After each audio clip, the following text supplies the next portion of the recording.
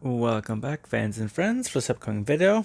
I have from Fast and Furious series this beauty here. So this is the Ford GT, although it is not officially in any of the movies. It is briefly in this movie here, Fast and Furious background car, and it looks eerily similar to Fast Five's Ford GT40 replica. And there are a few physical differences as well as structural differences, and obviously the engine, everything else is different, but it is not exactly a star in this series. It's just like I said, a background car. I don't even think it's in this level. The blue is a lighter color, and it is simply, I'll go over some of the differences when I get to it, so we'll just do with that. So like I said, 8 plus Fast and Furious, I believe it's in 1/24 scale. And there you have, once again, Vin Diesel playing Dominic Toretto right there. The main star of this racing slash action movie series. There's the front of it, the Ford. And obviously these are the cars as in, I believe, Fast and Furious rather than all the movies. So Fast and Furious, I believe, is 2009, and it's the 6th movie in the series. But they do have a bunch of cars here that are not in that movie, and they're all over the series. It'd be nice if they went back to putting everything in the same series, but I guess they don't want to make them as is. Anyway, 2025 Jada Toys Inc., located in California, City of Industry. There's the zip code. And obviously they advertise this as the prototype, and there you have the official licensing sticker from Ford. I'm sure it can be scanned because there's a QR code. I'll have to see what that is a little bit later. I might post it. And then finally we look underneath it for all the licensing agreements. There's the AMG, Mercedes, Honda, everything else, Lamborghini, and including a couple of small manufacturers like Local Motors, Toyo Tires, and then into the bottom you have the McLaren, Mitsubishi, Porsche, Jeep, Toyota. I still don't know why they don't do FCA. Although outside of Dodge, and mostly it's Dodge classic cars or modernized Dodge Chargers, in form of usually the police cars. There are also a lot of Plymouth Barracudas and a bunch of other Dodge Chargers, the classic ones. But for the most part, it is simply the Dodge Charger that is stereotyped between 1966 and 1971. Alright, so it does have this slightly, I brought this up with the Skyline. There's a lot of taped parts that unfortunately require a lot of slicing, and literally you cannot open it from the one side, so it'll keep thefts down for sure, because you'd have to take apart the whole box. But it is easy rather to damage the product as well as the box opening it. Although I do suppose.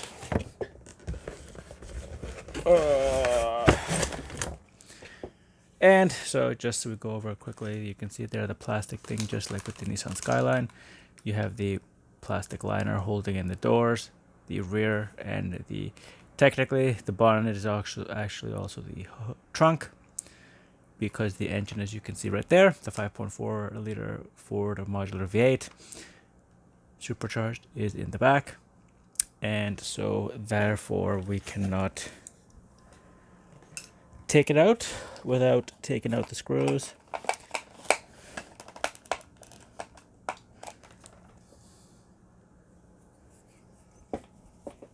And so I now have it out. It has the dual plastic system, so if you want to put it in, I brought this up with the Nissan.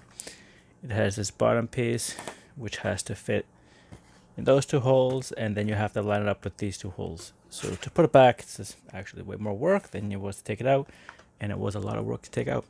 So we're going to quickly go over the Ford GT. We're going to look at, like the usual, we're going to go from front to back. So here we have the front, which is great. You have there the two-piece lights, inserts onto the left and right. There's the grille. We have there the running lights underneath it.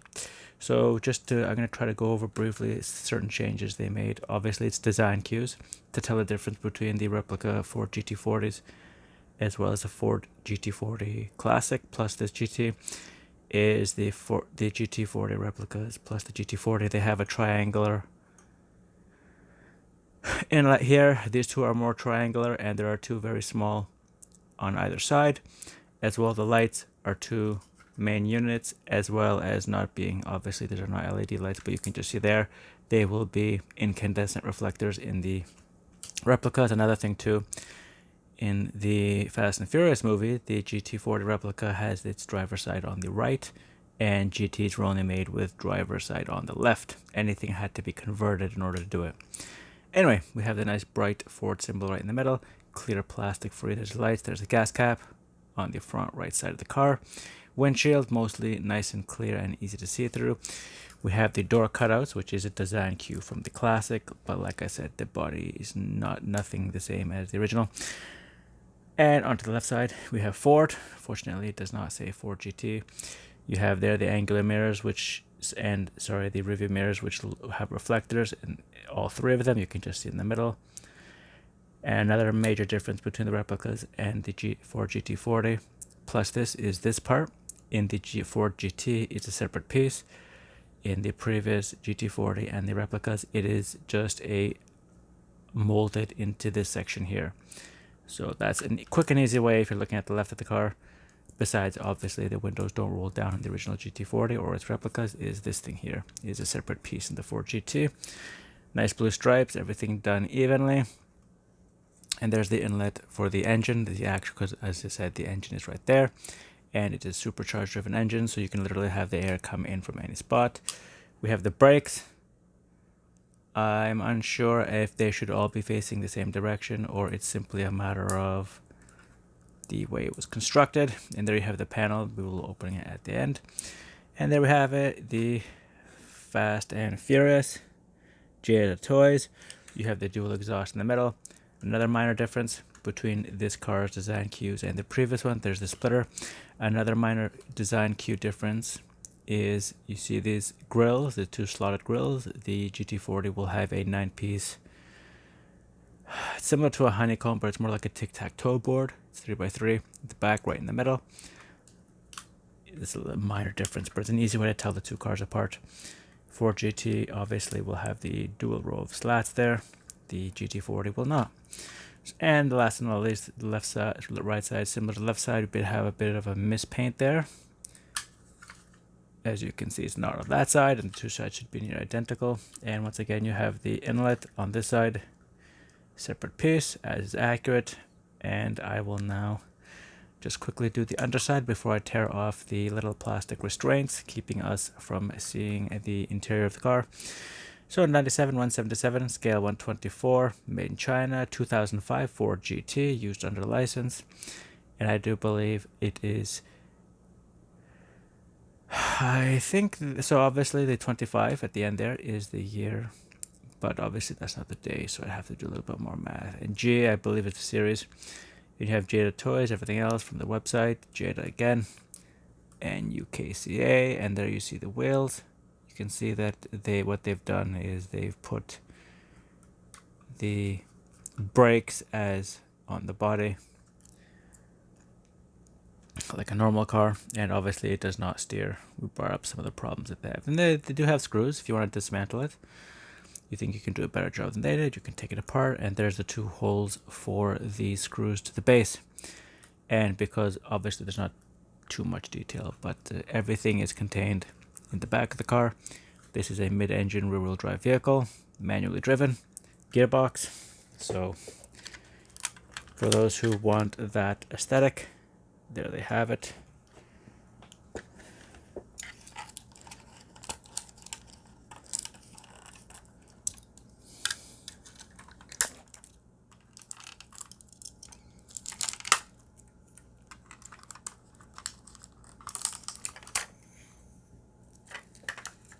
Alright, so I have now taken off the plastic restraints, keeping the hood, bonnet, and the engine deck, as well as the side doors that you would get in this two-seater sports car.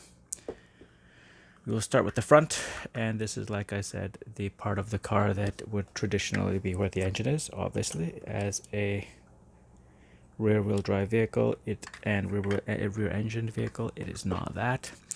It is the smallest. If anybody ever complains about a Miata storage space, there you have it. If that's a person fits in there, you cannot fit half of a person in there. So obviously you don't take this thing shopping or buying from Home Depot or Costco or whatever, unless you're just eating the hot dogs there. But the one good thing though, you can see there, there's actually a gap in that inlet. There is, to open it, you would just go like that, and then it easily pops out. It is quite stiff, so after you do pop it out, you do have to kind of, but as you can see there is no cutouts towards the front. It is simply a huge gap.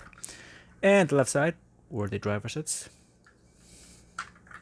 you can just see, just like in the other two, they've done a really nice job of putting silver, and you can just see all the pedals there.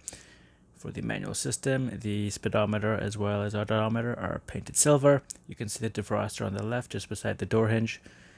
Gear shift and the parking brake done in a nice chrome silver, as well as the rearview mirror. Really nicely done. There's the bucket seats. On to the right side, obviously in a Ford GT40 or its replicas, this is where the driver would sit. Although there are a few left-hand drive models, that's not what I'm saying. I'm saying this is the difference between a Ford GT and the replicas or the Ford GT40. And there you have it, nicely done. You can just see there the seats. Closing that, it's a really nice display car. Anybody that tells me this thing, especially maybe not this one, but the second generation, so this car, they built about 4,000 over, I think, a year and a half. And its successor, the Ford GT from 2018 to 2022, that one is actually looks more aesthetically like the C8 version of the Corvette. Anyway, so here we have it, in extreme similarity to its predecessor. Obviously not structurally or engine-wise is the Ford modular V8. So unfortunately, they haven't color-coded different parts of it, like we see in Greenlight, M2, and a bunch of other smaller companies, as well as the Nissan Skyline from the other one. So that's kind of a letdown. You can just see the brakes on the inside of the wheel. And it's really weird though. I believe this tire has not been properly fitted. We'll just take 2 seconds to do that myself. Rather easy. So, I mean, it's not a negative selling point. It's just the way it turns out. And you can just see there, that is the way it's made. These two little bits sticking out. But overall, it does look really nice. I will get, I do have an appreciation for the Ford GT. So, I mean, they tried it. I think they did a very good job. Like I said, it's a very well-made model. Looks really nice. You can probably display it. But unfortunately, it is not like a movie version of the car, because the car is not a star in the movie. It's just in the movie. So there we have it. In all its wonder and glory, you can just see there, it has roof cutouts for the doors, which was not continued in the second generation. So this is specifically limited to this generation, although the Ford GT40 as well as its replicas do indeed have these cutouts. So there you have it, fans and friends. Nice long video about the Fast and Furious Ford GT background character, if you will, rather than being the main star as some of the other more popular cars in the movie series is. I like this model. I'm probably going to keep it for display. Unfortunately, it does not. I wish it had the original. In the movie, the wheels are a little bit different. I wish it had those wheels, but this is fine. I also wish the engine was color coded, the different parts of it, like we see in other vehicles made by other companies. But it's still really a really good model. And it's not really expensive at all. I think I picked it up for about $20. So I highly recommend it. It's not terribly expensive. It's obviously showcase material. I'm not sure if Maisto makes one like this. I do like Maisto's Dodge Viper, but that was 118, not 124. I think this is really good value for what you're getting. So fans and friends, like I said before, if you're interested in the Ford GT, and it happens to be expensive and or hard to find, but you happen to see these Fast and Furious versions of it. I know there are several releases of it. There's one on a little incline and a bunch of other ones. This one's not too bad. And it does look like if you ever do get sick of it because of the screws, you can just change the wheels. Anyway, fans and friends, this is Thomas from Toronto. Thanks for watching, and to the next one.